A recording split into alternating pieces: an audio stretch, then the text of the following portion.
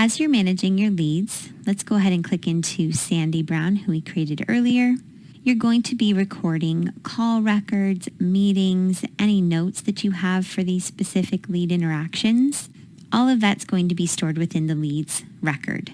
Let's say in this scenario, I've had multiple conversations with Sandy Brown and she's ready to move into the next phase of our sales process. So I'm going to go ahead and convert Sandy's lead. I'm going to do so by going to the Actions menu on the lead record, and I'm going to select Convert. Similar to the process within Salesforce, you're going to be taken into a screen where you're able to take that lead record and convert it into a contact, an account, and an opportunity.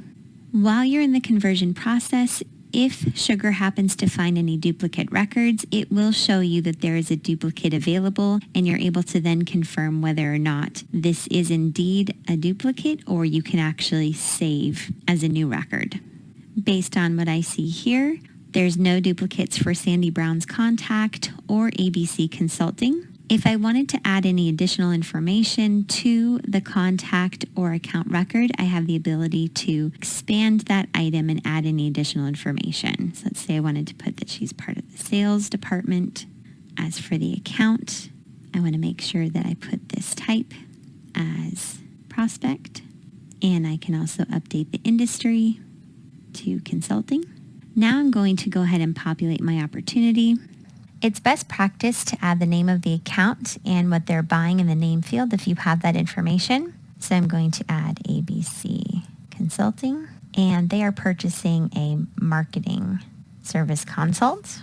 I'll add the expected close date. We're planning for this to close on May 12th. And you'll see that the likely amount that I'm expecting to close for this opportunity is a required field. This is a $5,000 consult package.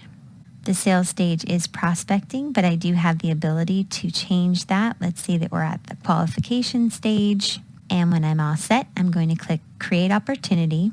I can see that all 3 records are ready to go, and I'm going to hit Save and Convert. I'm automatically taken back into the lead record. I can see that the lead is now badged as converted, and I'm able to see the new records that were created listed down below the lead information.